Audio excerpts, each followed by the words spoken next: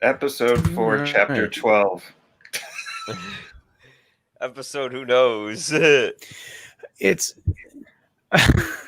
I'm still confused as to, like, I think they should call it volumes instead of seasons or something like that, you know? Like Kill Bill. If it's gonna be chapters, it should be Volume 2, Chapter 12.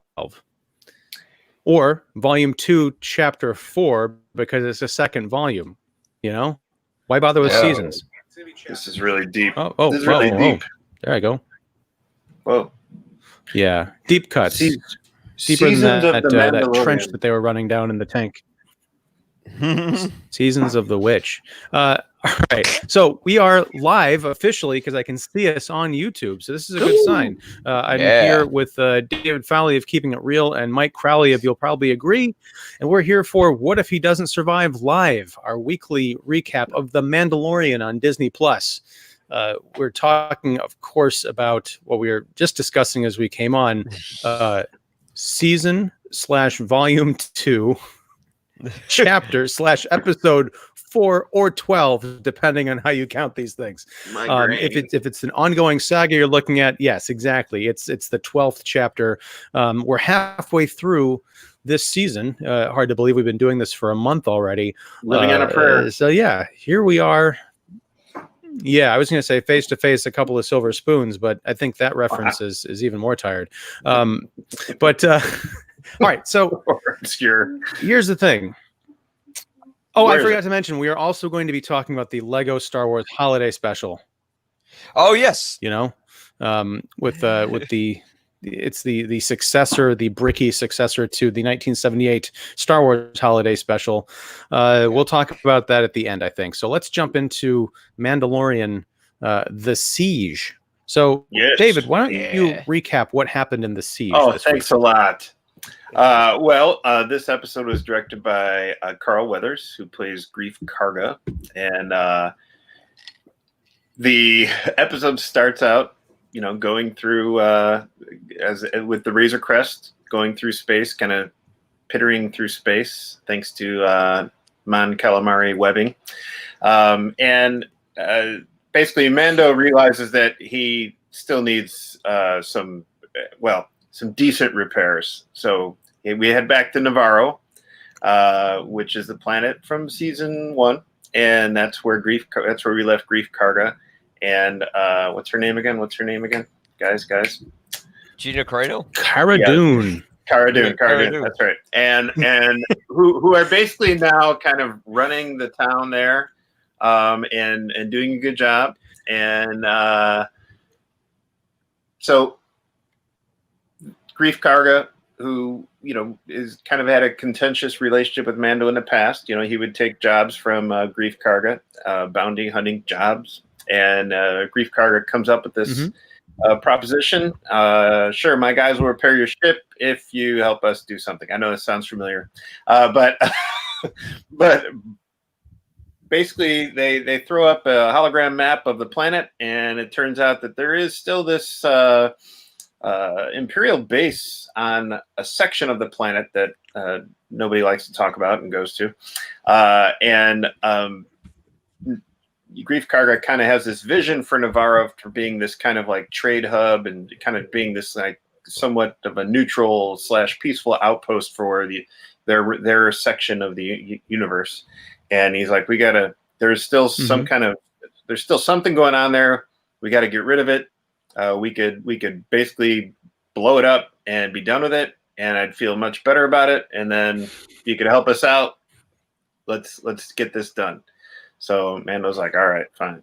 So, and here we go. We have this mission on Navarro where they have to infiltrate this Imperial base that's kind of on the surface. It's very reminiscent of something that I think was in Rebels, I want to say, or Clone Wars. And it's on the surface you see kind of like it's like an iceberg. On the surface you see like a little bit of it, but most of it is in ground, and it's very, very interesting, very, very New Hope-ish. But a lot of cool action, a lot of references to New Hope, a lot of some references to the Rise of Skywalker. So overall, I thought it was really well paced chapter, and I thought it was deftly handled by Mr. Weathers. Very good job, and I like I kind of like the screen time that between all three of those characters. Had enough of them, enough decent screen time and working together. We get an idea of what Grief Karga and Cara Dune's been up to, and some cool stuff happening, and some jetpack action too. So that's always good. Yeah. Was that sufficient? I mean, I know it's an overview. Dead air. Well, you're mute. You're mute. Yeah, you got you're frozen mute. in carbonite. Your microphone's slashed out. You're mute. Uh-oh. He's frozen in carbonite. Yeah. Where am I? We'll just keep talking here. You got frozen with Horatio Sam.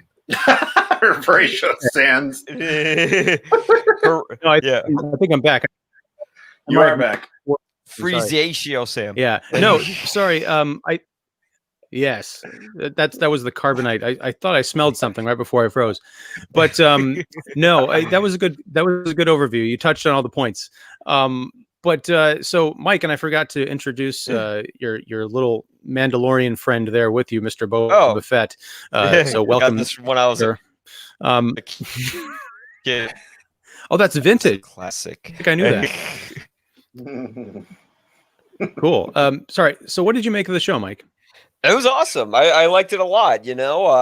I promised I wouldn't complain about filler. This was not filler, and it really kind of it's starting. Dave Filoni does this. Although Jon Favreau wrote this episode, I'm sure Filoni's kind of helped out with all of it. He does this great thing where he makes up for the poor writing in other movies, like with the prequels. He made up for the poor writing with those the Clone Wars. You froze again. Now you froze. Okay, can you hear me now? Okay. So, anyways, yes. Okay. So you're starting with the writing, yeah. Yeah. So he makes up for the bad writing in other movies. So, like with the Clone Wars, he made up for the bad writing in the prequels, and not all of it. I like some of the prequels, and with the sequels, he's making up for the bad writing in the Rise of Skywalker. It looks like now it's kind of like Dave Filoni is Star Wars janitor, where he has to clean up other people's messes. And it's really cool. I really love how they're connecting sort of like the whole Snoke cloning Palpatine thing with the bodies that you see sort of like inside of a tank. And now we finally kind of know what they were using Baby Yoda for. And I guess they're going to use his blood to create the Super Troopers, or if you're familiar with the Star Wars lore or have played, for me, my introduction to the Dark Troopers was Star Wars, the Dark Forces game. First one I played wasn't Dark Forces, but Jedi Outcast, which is technically like Dark Forces 3. And it's going to be interesting to see where that goes. Carl Weathers is my childhood, so it was awesome seeing him direct this episode.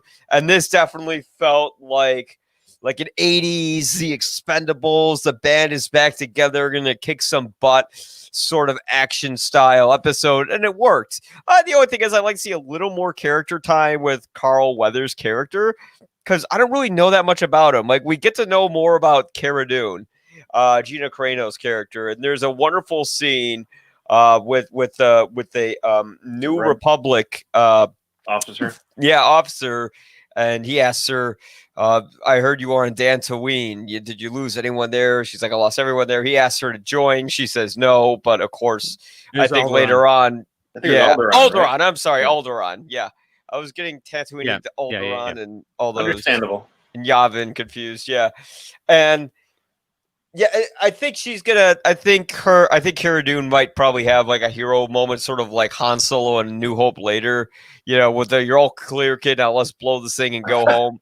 Maybe not quite in that fashion, but we'll see her decked out as a New Republic fighter, because we're already seeing the seeds of the First Order being planted. So yeah, it was a cool episode, a lot of action, and yeah, it was a lot of fun. She'll come in last minute with a drop kick, like instead of Han for the Millennium Falcon, she'll come in last minute with a drop kick. Exactly. She'll do some UFC action. That's right. Yeah. So Ian didn't Here's the like thing. it. Next. All right. I sincerely hated this episode. To me, this is the very definition of a filler episode, and I'm just about done with The Mandalorian. I'm honestly, we're gonna keep doing the show because I've committed to the full season. I don't know if I'm coming back for. You'll love the next one. I mean, it's been, I loved the opener of this season. I liked the second episode, but 3 and 4, I gotta say, like especially this one, it's not only that it references A New Hope all over the place, it references Resident Evil. It steals from the plots of episodes that were like 3 episodes ago. I mean, David, you hit it on the head when he's on this planet and he's trying to get information, and he'll only get it if he does a favor by helping out this town, complete with there's this abandoned, we thought it was an abandoned base on the other side of the planet we got to go to. And this dumb idea, if we get rid of this Imperial outpost, that we can have the planet be a trading post. They understand there is still a greater dark remnants of the Empire conspiracy going on. So no one's going to notice if they blow up this base. They don't know it's an underground research facility, but they have to know it's a base. They've already dealt with, I keep wanting to call him Moff Tarkin, but it's Moff Gideon. They know he's out there. They know he has contingents of stormtroopers and starfighter, Imperial ships out there. They really think this is going to work? Well, it's funny. On top of that, going back to the Resident Evil thing. I was going to say, in this episode, Mando thinks Gideon's dead. So that was an interesting, okay. But yeah, go ahead. I thought Dr. Sunglasses but they have to understand. Sorry. Right, but they also have to understand, even they learn this at the facility. I understand that there's some revelations towards the, I'll guess right before the climax, which is this tank scene through this canyon. But even before that, they realize, I hope, because these are smart people, that Moff Gideon does not represent the entirety of the remnants of the Empire. Like he is a leader, but he's not it. So they have to believe that there's going to be some kind of repercussions. They don't even talk that through. Like, oh, we get rid of this thing. It's not like the giant crate dragon where they can literally get rid of this worm and the town is free to be, right? But going back to the Resident Evil thing, they show the hologram. It's the exact same hologram from the Umbrella Corporation from the first Resident Evil movie, complete with the big base, and then there's the giant shaft leading down underground.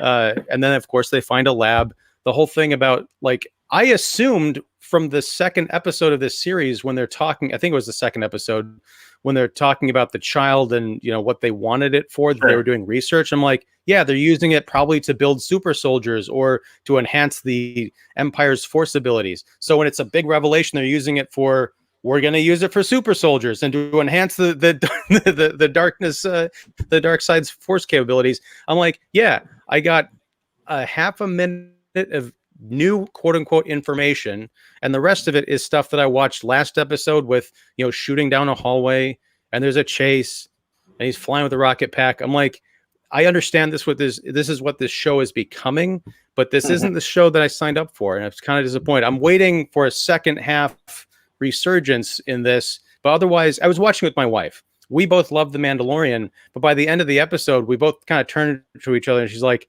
what did you think of that? I'm like, it's kind of becoming the A-Team with a Star Wars brand on it. And she's like, yeah, this kind of sucks.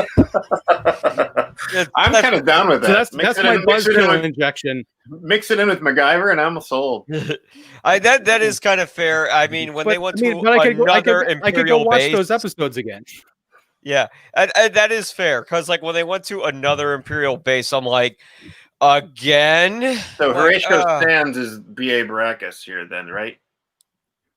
I've never seen the Asian. No, he's like Murdoch. I mean, and you know what? Here's the thing. I thought he was great in the 5 minutes he had in that opening episode of the first season. When they bring him back, I'm like, oh no, he's the comic relief. I mean, complete with when they're ducking lasers, he's bobbing up and down. the most interesting thing about this episode was an internet meme where it turns out there was a guy like a stunt, or not a stunt, but like a grip or something, who was mistakenly caught in the shot of one of the fight scenes. Okay, Like, that's the Carl most Weathers original failed. thing I've seen come out of this episode. He's official canon now. That's where Carl Weathers failed, I guess. He's Yeah. like, nobody told me that guy was back there. Like Bill Blue Jeans or something. He had like a polo shirt on and jeans. And a watch. I know that for some reason the watch stood out to me. Yeah. Yeah. I mean, fine. You get. I get your complaints, but you know, I mean, it is sticking to a formula. I get it, you know, and I'm not, you know, unsatisfied with that formula. Would I like a whole My Dinner with Andre episode of Mandalorian? That'd be great, you know. And like I said, and one maybe we'll get that one day. I'm not talking about My Dinner with Andre, where I want two people sitting down and talking about like imperial politics, because we got enough of that in, you know, Star Wars Episode 1. I'm just talking about the idea, and Mike, you touched on this in, it was either the first or the second episode of the season, the idea that we only have eight chapters, and then we have to wait an entire year to find out the next installment. We're burning off fuel here. And I'm convinced, you know, everyone's talking about Ahsoka's coming. I will bet my third child, I'm not going to have a third child. You're going to say a third nipple. Man. I will bet my third nipple that Ahsoka's appearance in this season is going to be reduced to, at the very end of chapter 8, Luke Skywalker. We're going to see like whatever the hell color her lightsaber was on. You know, but Mando is going to turn a corner like, did you hear that? We're going to see a purple lightsaber turn on, and that's going to be Ahsoka's tease. And then next season, maybe Rosario Dawson shows up. That's at the rate we're going, that's what we're going to get. I'm happy to be proven wrong. You will be. Dave Filoni's writing and directing the next episode, and they're going to throw out the Imperial-based stuff. I think like that. But yeah, that's the thing. Like I said, like this is going to be the formula. You get 4 filler, 4 story. That's just how it goes. And it's kind of like, it's because they're doing it probably because of lack of writing on some end. Because one huge problem I had with Clone Wars and Rebels was there's a million episodes where they're just doing the same exact thing. True. Yeah, like literally, if you watch Rebels, like half of the show is just them sneaking into an Imperial base, getting into a shootout, and then leaving. And then there's like an amazing episode, and then but how many episodes was Rebels? Was like what, 3 seasons? But how many episodes were in each season of Rebels? Probably 20. But how many episodes were in each season? 20. That's the thing. Rebels? Now you're talking about. Yeah. You should sense it. And Clone Wars, well, I mean, we can assume that there are more than 8. So, and you've got people who are working on these shows, who are working on The Mandalorian, and also, you know, enough to bring in characters, so they're familiar with the lore, and they're probably also familiar with the criticisms that people had of those shows. So now that they've scaled it down to have like a great economy of episodes, because 8 is kind of perfect. You could turn that into a really nice, you know, long movie. I just feel like they are still kind of in that. They don't have the opportunity to mess around with those averages of, you know, filler to, you know, let's move this story along here.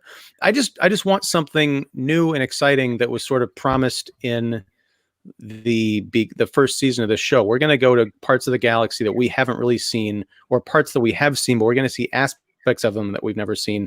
And we're getting that in dribs and drabs, but I feel like the more that this particular season goes on, those nuggets are getting fewer and far between.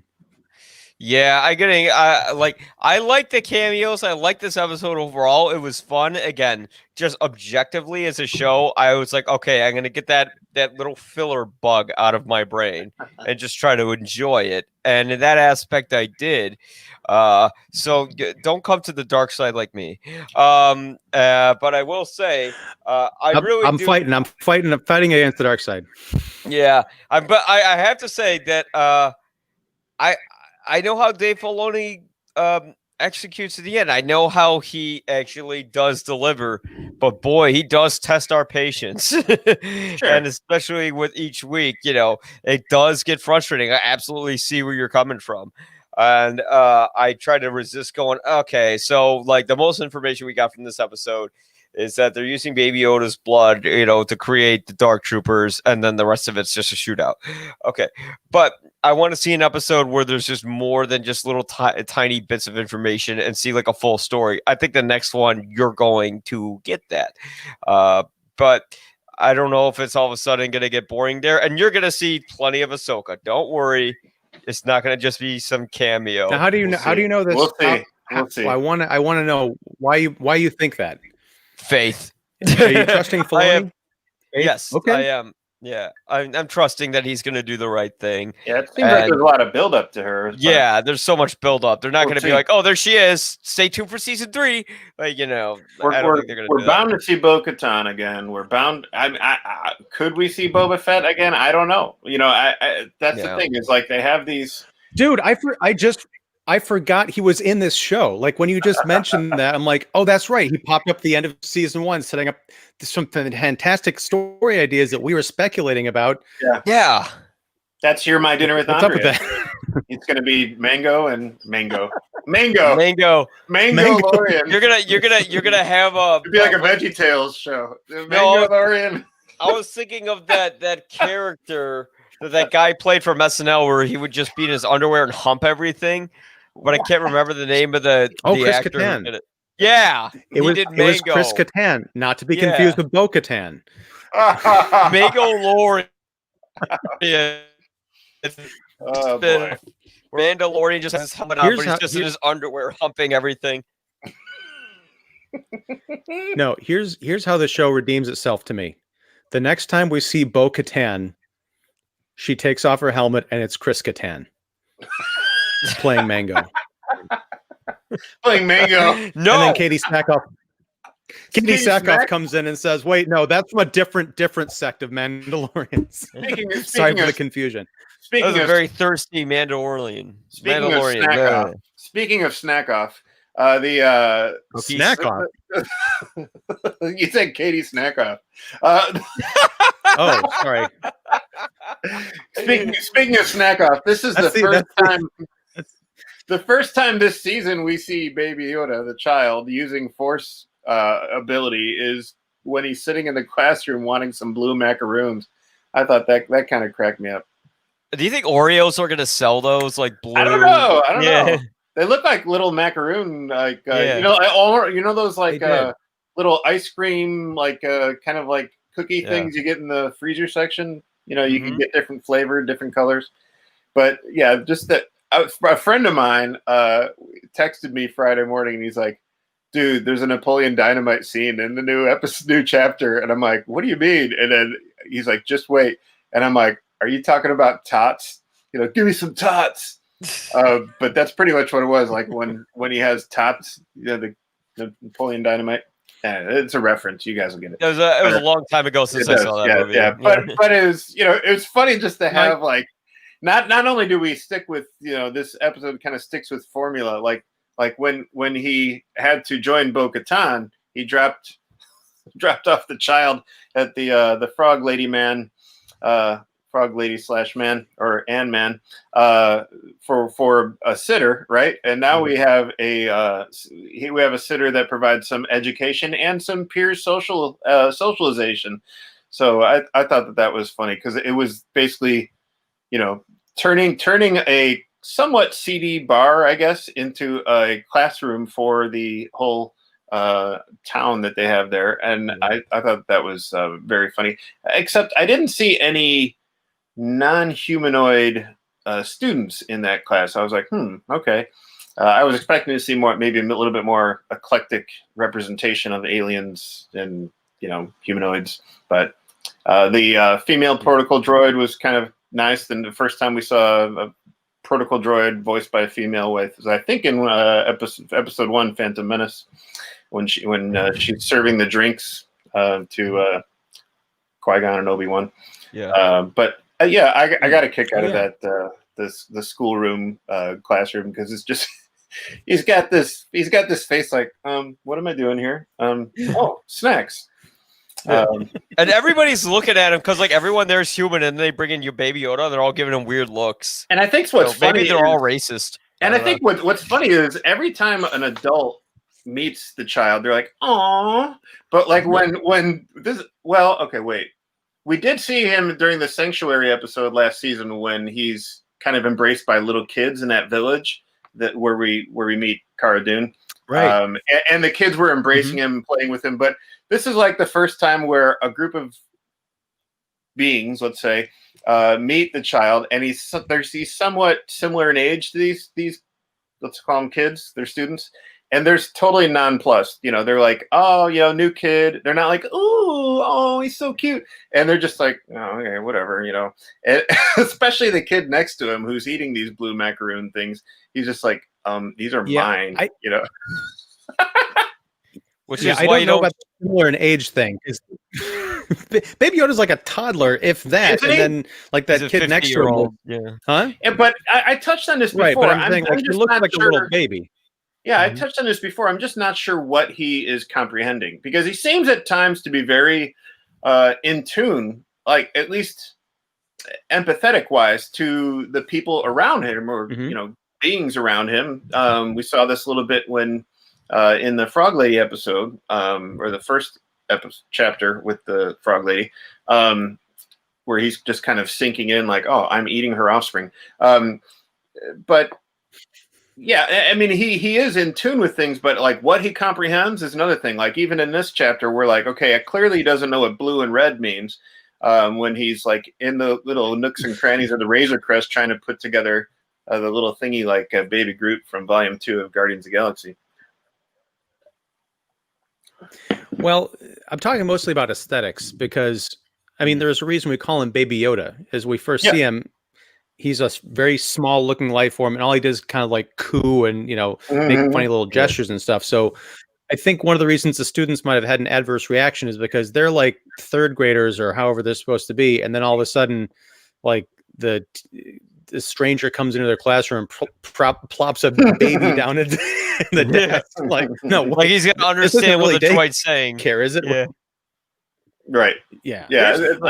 No, I mean it's funny, and I almost wish that I could have stayed in that. That would have been really funny, as if we'd stayed in that classroom while Mando went off and had his adventure, and he comes back like 20 minutes later, like smoking and dirty and stuff. Like, well, that was rough or something. But have a Saved by the Bell Mandalorian, Baby Yoda episode or something. Find out what's going on in this culture. I think that would have been awful. I'm just kidding, but I'm just saying it's an idea of where the show could have gone that wasn't completely expected. Yeah. So pull a Ryan Johnson, be like, you think you're going to go on the adventure? No, let's take it to the classroom. Woohoo! I subverted your expectation.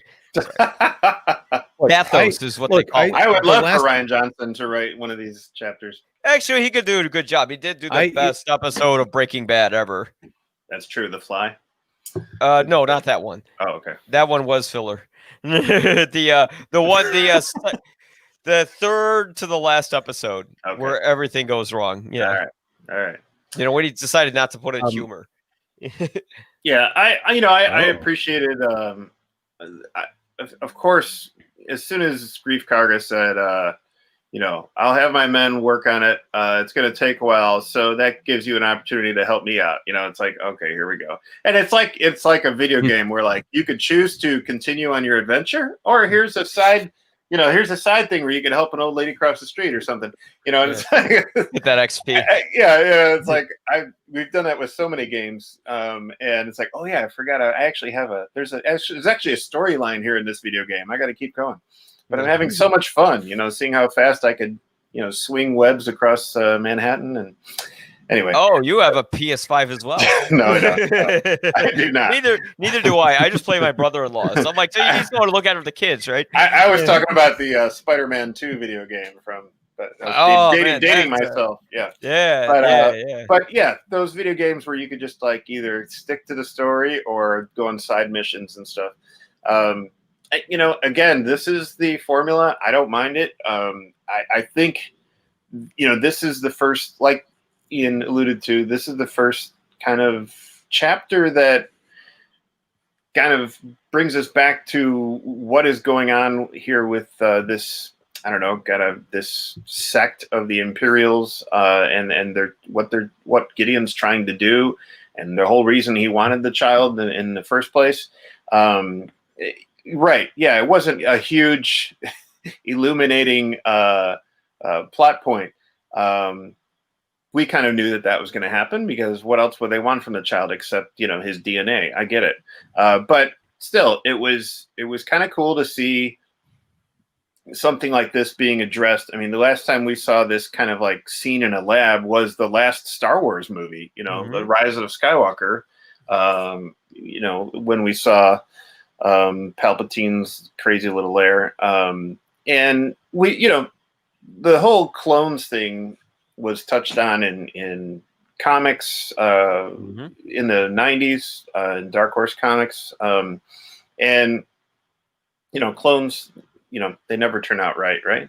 So it's interesting to see how far this is going to go.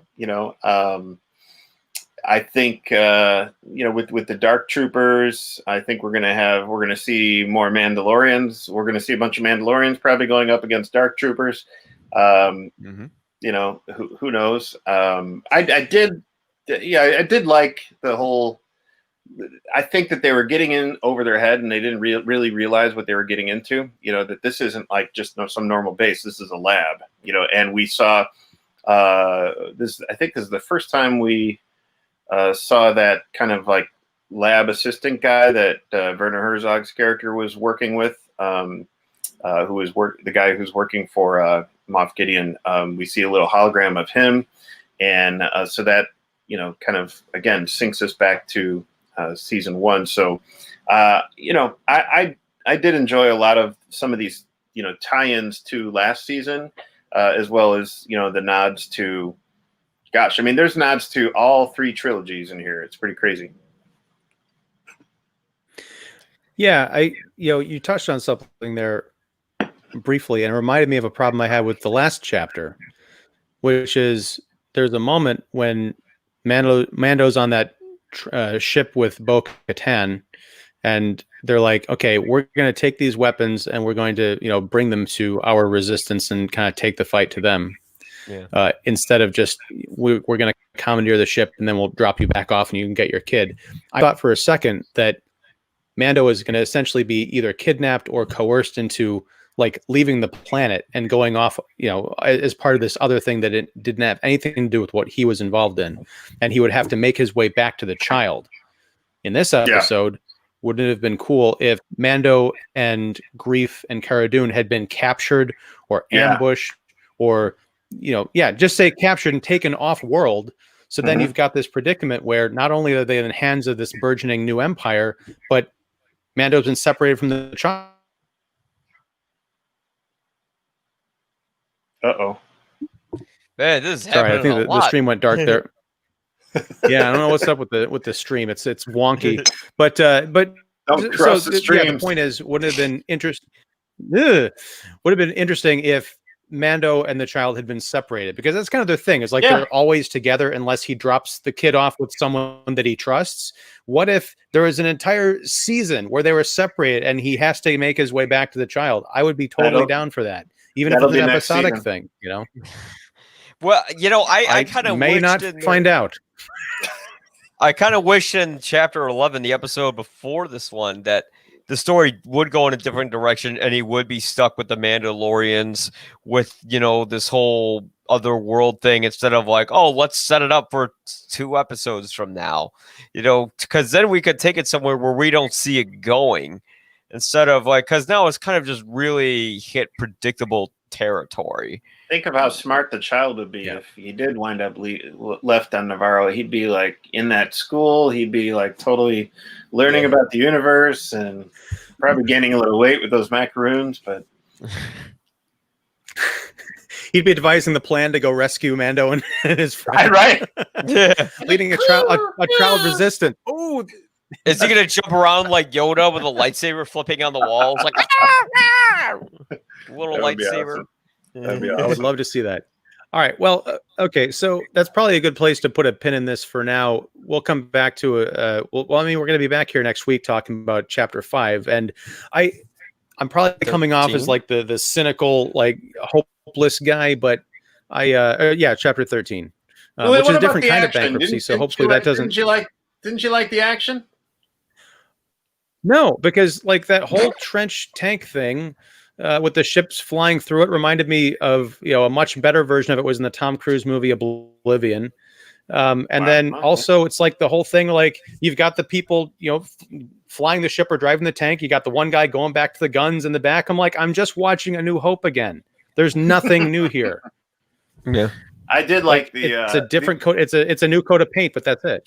Like the idea of just the geography of this Imperial base was kind of ludicrous to me. It's like, you have this area way up top above this chasm, right? Or this huge cliff that's supposed to be supposedly some type of an entryway and exit.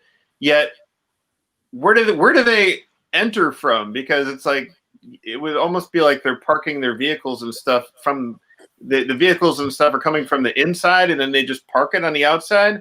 Because unless you're landing something that's flying. Where are these things these vehicles on wheels or whatever, or even the speeder bikes? Where are they coming from? Because when they chase after Grief Karga and Cara Dune and yeah, whatever his name is, Horatio Sands. Horatio Sam. When they chase after them, they're on their speeder bikes and they have to like dive down, and some of those guys don't even make it. I thought that was a nice touch, but it's like this was not thought out. No. Yeah, it's kind of funny. Well, this was a long time ago in a galaxy far, far away, and centuries later, the Umbrella Corporation did improve on that design when they came up with their own base for Resident Evil. Anyway, Mike, were you going to say something? I don't know. The geography and the architecture of Star Wars has never really made sense. Like, I mean, they even made fun of it, like where Horatio Sam said, "Oh, where are the guardrails?" That was funny. Yeah. Yeah, it's like finally somebody said that, but yeah, essentially it's kind of like I don't really think about those things in Star Wars because everything in Star Wars doesn't make sense. I mean, there's no sound in space, but yet you can hear TIE fighters whizzing around and lasers going off and stuff. So and we did. Mike, have you ever been to space? No, but I've heard some things. I think don't buy the conspiracy, man. Yeah. Star Wars is real, man. I can hear you scream. All right. Tracking beam or on the Razor Crest. So yeah. I gotta say I like right. the dog fights in this better than all of the sequel trilogy because the Razor Crest is so vulnerable. You kind of buy into sort of the tension of them more. Yeah, it's good stuff.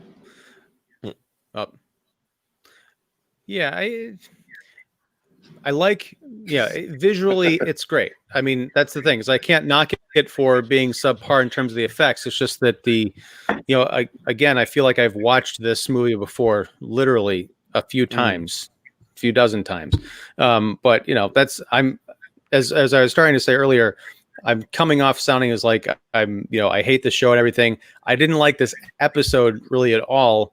This chapter, but I'm open. I'm hoping for that big turn. I'm trying to have the Filoni faith that you have, Mike. That next week, and then the balance of these chapters is going to just knock my socks off, and then I'll be able to look back, kind of like what I was saying in the beginning of this season, like these episodes that feel like they don't maybe amount to much narratively.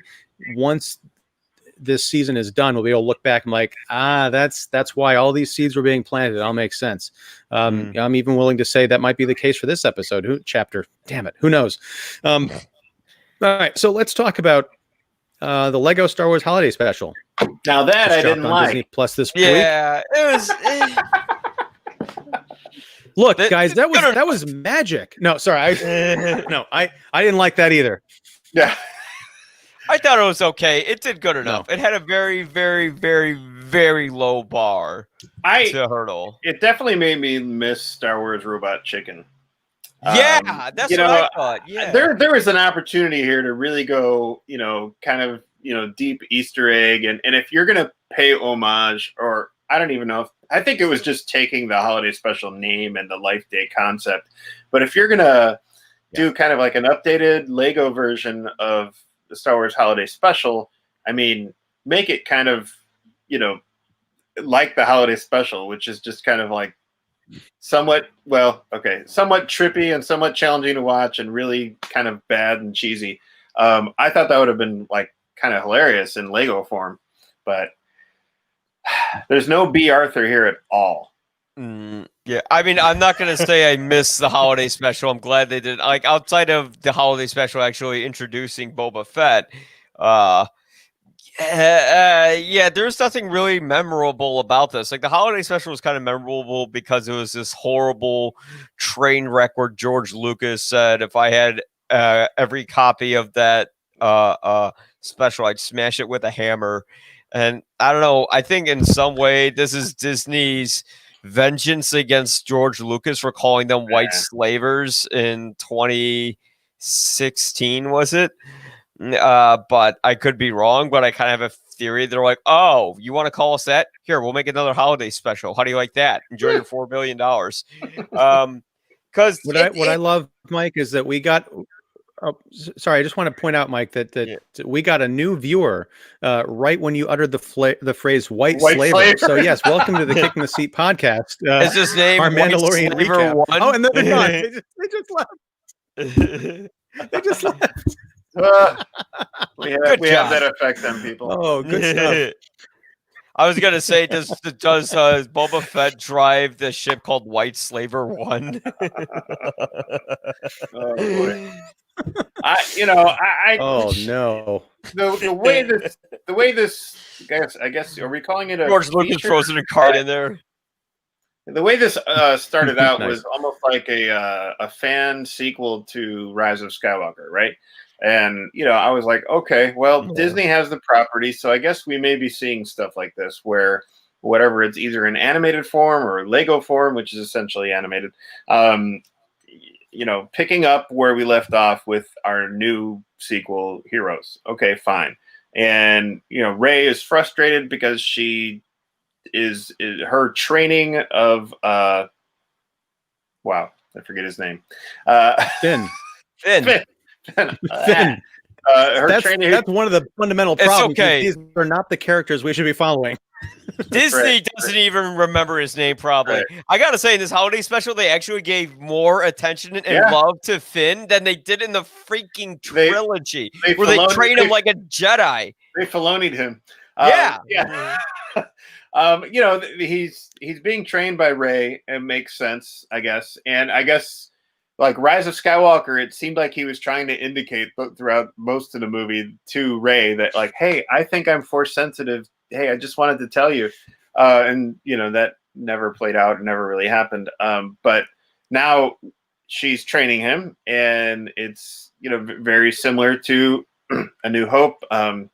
She gives him the little flying, globe droid thing.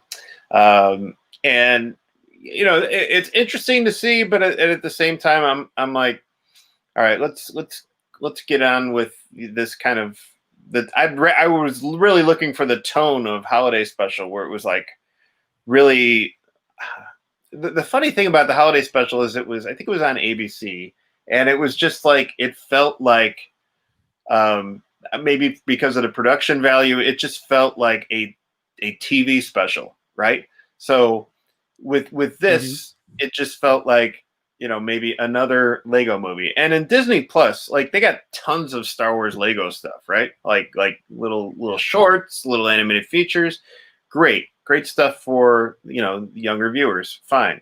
But here I was really hoping that they would kind of like tap into that whole feel of the holiday special where, maybe just go a little chintzy on the production design and have like some kind of like back from a commercial type, feel or a music, where we're checking in on Lumpy or whatever, that would be, That would be funny. Lumpy can't wait to meet his Uncle Chewie again. He's been off for so long. And Lumpy's probably like married with children now. It's because how long ago was the original holiday special? And Wookiees have such a long lifespan, and he could still be a kid considering the lifespan. But I don't know. I think it tried to go some places. I mean, Poe's wearing some kind of Star Wars or some kind of holiday sweater thing, and I didn't even get that was Poe. Like when I saw that original, like who's the guy in the sweater? And then I had to like put it together in my head.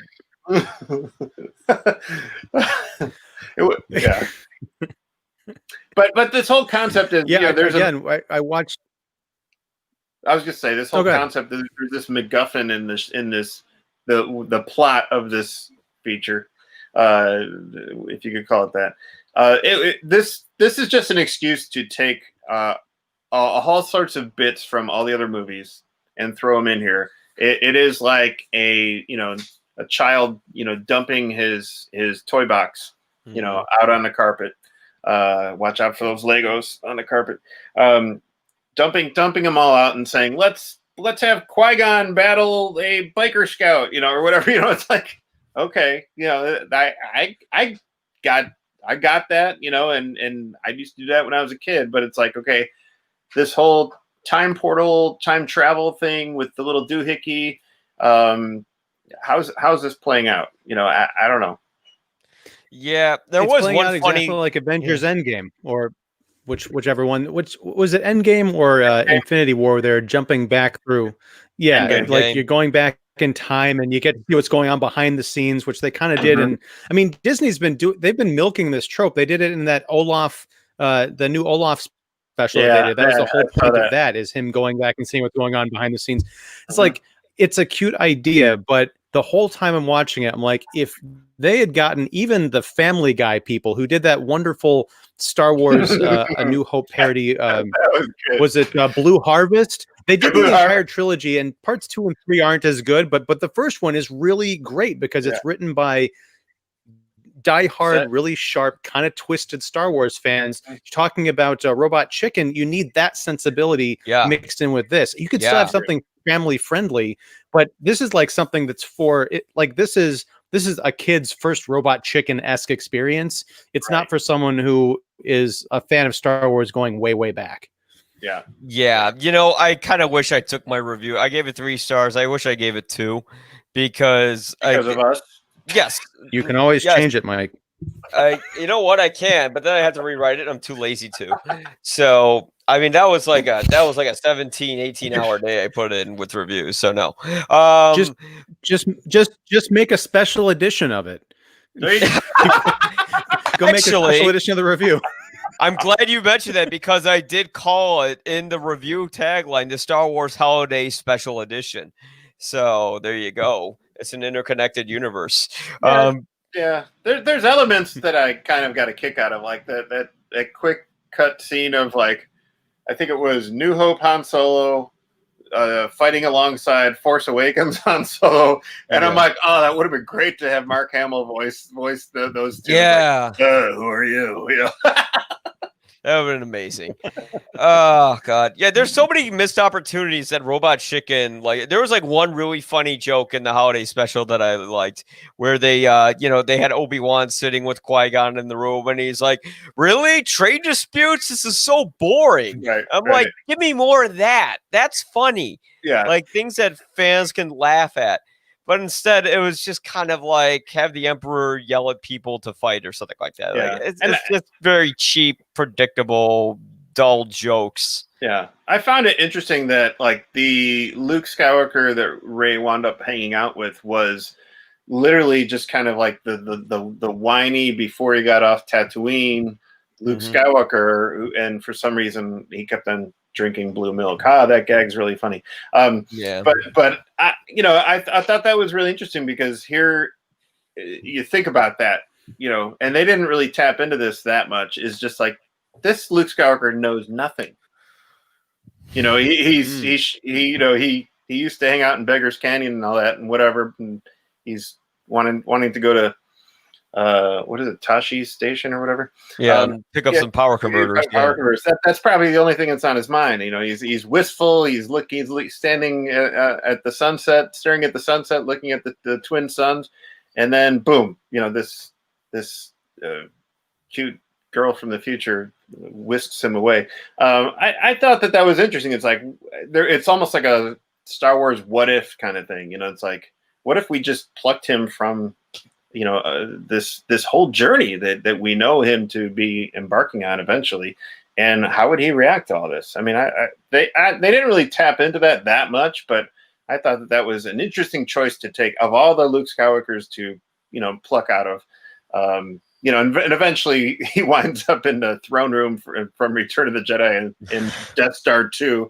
I thought that was kind of funny. It was like, and the whole Vader versus Vader thing, that was kind of fun. You know, that was, you know.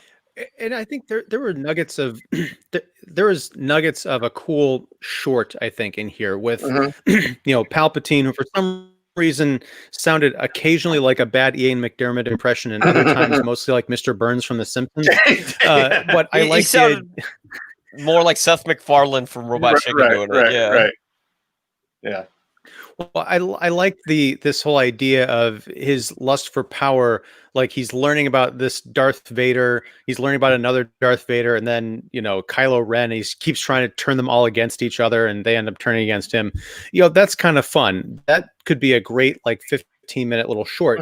But I think the problem at the heart of this is something that we began talking about with the Lego Holiday Special, is it's centered around the new characters from this kind of misbegotten sequel trilogy that nobody remembers. Rise of Skywalker, really, no one was really satisfied with the way the story wrapped up, and it's perhaps unfair to pin this on Star Wars itself because, as everyone knows, the production was a complete mess. They didn't have a script outline, you know, 5 years ago when they were coming out with The Force Awakens, as far as like what movie number 3 is going to look like. But the thing is, we're saddled with these characters who we recognize, like we know, oh, that's Rey and that's John Boyega, you know. It's not even finished. That's John Boyega. Yeah. It's like the actors and the drama surrounding these movies have outshone the characters in the movies themselves. So when these set them up like, oh, we're going to spend time with these folks, the show doesn't come to life until we're hanging out with the OG trilogy folks. Even the prequel trilogy people have more personality and recognition and things going on than anything with you know, Rey reading her dusty old books. Yeah. Yep. I thought it was, I totally agree with that. I thought it was interesting that the only folks who are reprising their characters are, let's see, Kelly Marie Tran, Rose Tico,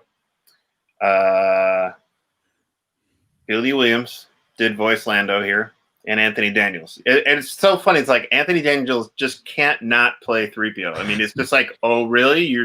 I thought I was finally done with him in Rise of Skywalker, but you're doing a Lego thing? All right, I have to voice him. I love how Anthony Daniels acts like he's like the most important character. It's like, dude, no, you're like the most boring character in Star Wars. He's like, let me tell you about the process of being C-3PO. What's that? Have anxiety? Like, dude, you're not special. All right, rant over. But yes, and that's so sad. I think Anthony Daniels. He's joining us in the comments. Well, I was just saying, I think Anthony. Hey, Anthony. No. That's how tight in he is. He knows when people are talking about it. That's right. No, I think the reason he does all these Star Wars things is because he lives in a voice recording booth in ILM. That's where he takes up residence.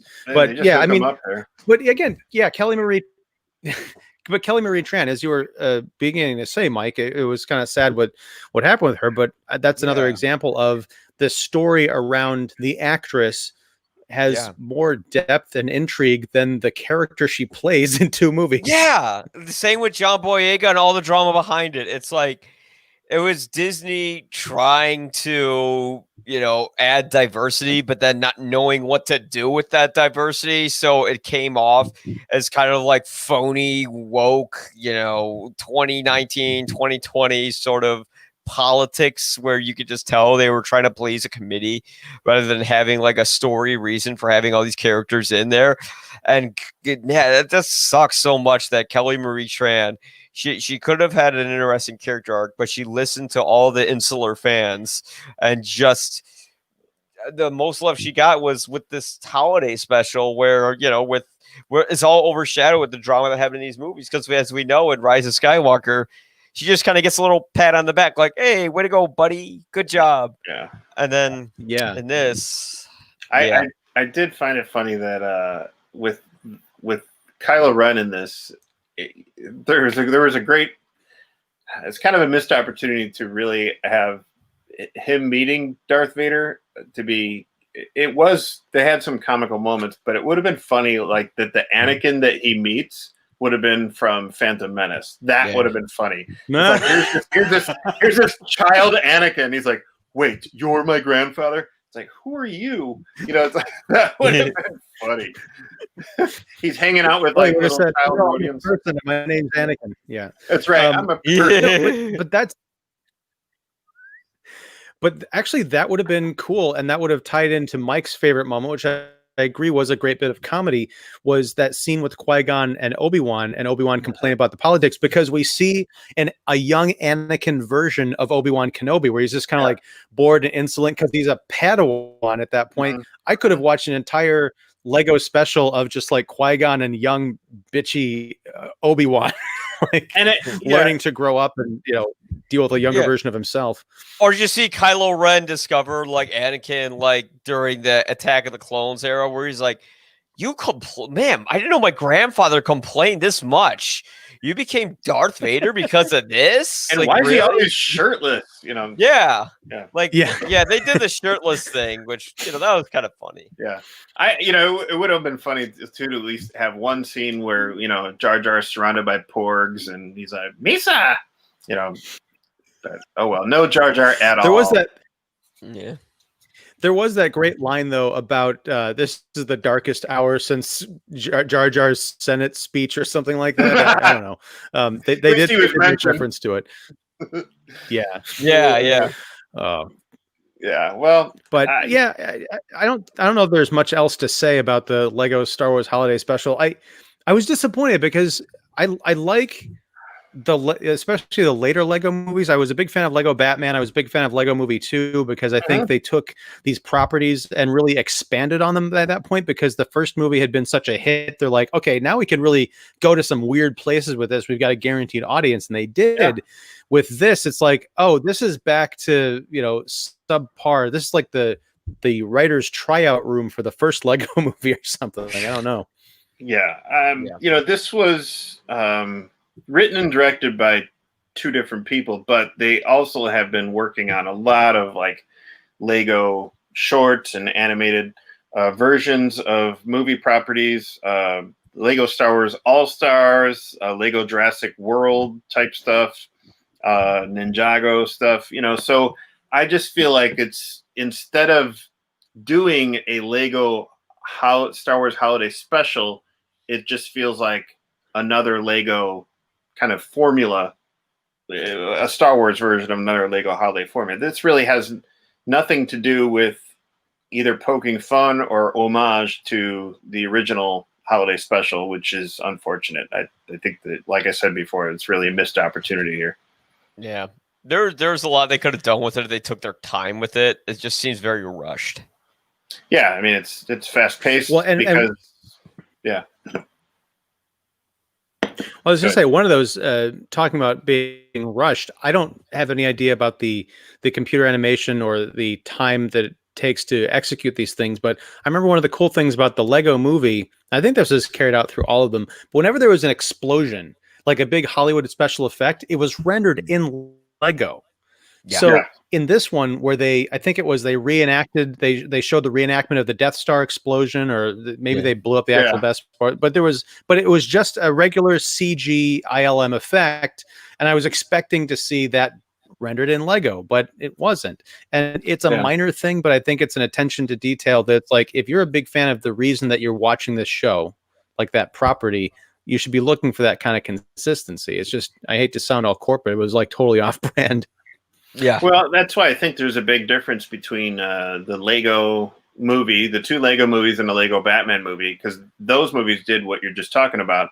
But whereas any other like Lego-ified property, IP property, that was kind of episodic and brought to a TV series, I just don't think that they're going for that. They're just going for like kind of quickly produced and something that's kind of whiz bang explosion really quick for young viewers. But whereas I think there was just a lot more care in a lot of different levels as far as animation and story and tone for these big features that were in theaters.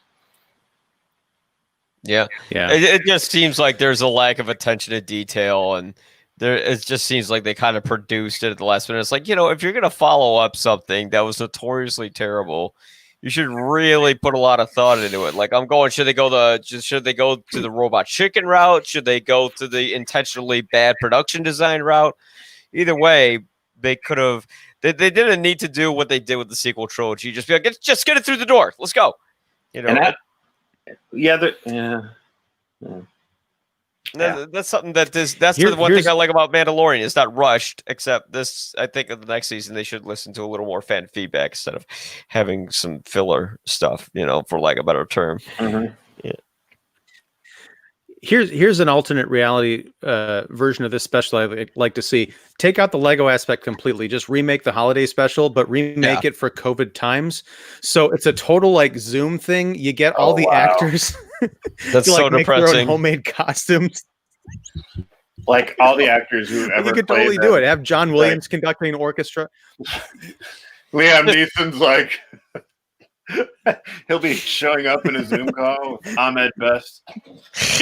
You could just have Ahmed Best and John Boyega both like talking about how they were mistreated by Disney and how upset they are. No, they have to be in character. Liam Neeson he's going to say to his agent, "Wow, how's it feel to be hated now, huh?" Max von Sydow, I was killed off right away. The ghost of a forced CGI ghost of Max von Sydow. One of the most heartbreaking cameos in all of Star Wars was Max von Sydow. Like, come on, you couldn't just bring him back for something else. I know they weren't doing flashbacks at that point, but damn it. All right. Yeah. I think this is a good place to leave it. Thank you guys for talking about Mandalorian Chapter 12 and the Lego Movie Holiday Special Lego Star Wars movie. The thing. Both are streaming now on Disney Plus. Yeah, exactly. But we'll be back next week, not talking about Lego, but talking about Mando Chapter 13, right? I guess we'll find out what the title of that is when the episode drops. The next one's right after Thanksgiving, right? The show popping out the day after Thanksgiving. So Thursday, 2:15 Black Friday. Oh God! Black Saber Friday or Dark Saber Friday. Dark Saber Friday, or what do they call it? Yeah, the Dark Saber Friday. Everyone's getting in lightsaber fights, chopping each other's heads off so they can get some disinfecting wipes and toilet paper. Turkey comatose Americans who are watching, still going to be in food coma. Yeah. Oh, all right. Well, I'm growing not socially distant, but emotionally distant from this series, but not from you guys. I love you guys, and thank you very much, David Fowlie of Keeping It Real, and Mike Crowley, if you'll probably agree, and Boba, sweet Boba. All right, take care, guys. We'll catch you next week, and take care till then. All right, bye. Bye. I actually have to end the broadcast. I gotta press the button. I'm sorry. I'm pressing the button right now. How embarrassing.